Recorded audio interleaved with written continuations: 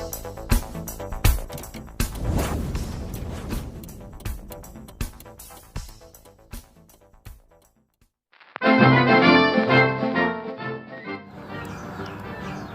Betawi. Setiap daerah di Indonesia pasti memiliki kain khas. Begitu juga dengan salah satu suku yang cukup terkenal di Indonesia, yaitu suku Betawi. Batik Betawi memiliki ciri khasnya sendiri, yaitu warnanya yang mencolok dan gambar-gambarnya yang menggambarkan tentang kebudayaan Betawi.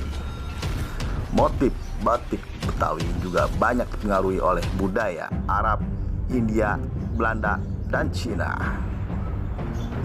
Batik Betawi berbentuk kain panjang yang kain sarung yang motifnya dikerjakan dengan tulis dan cap.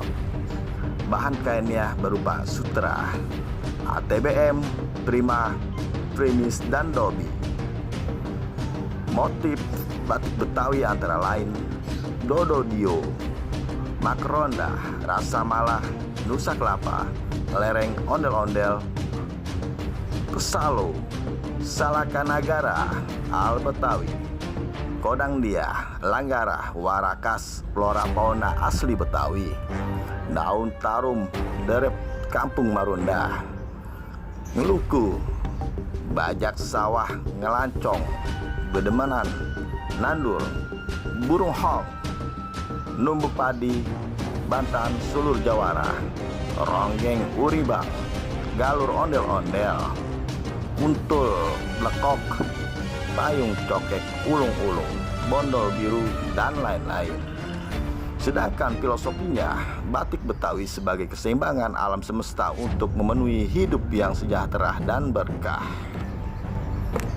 Beberapa tahun yang lalu, pemerintah Provinsi DKI Jakarta telah mengesahkan Peraturan Daerah Nomor 4 2015 tentang pelestarian kebudayaan Betawi. Peraturan Gubernur 229/2016. Subscribe and like. Bagikan.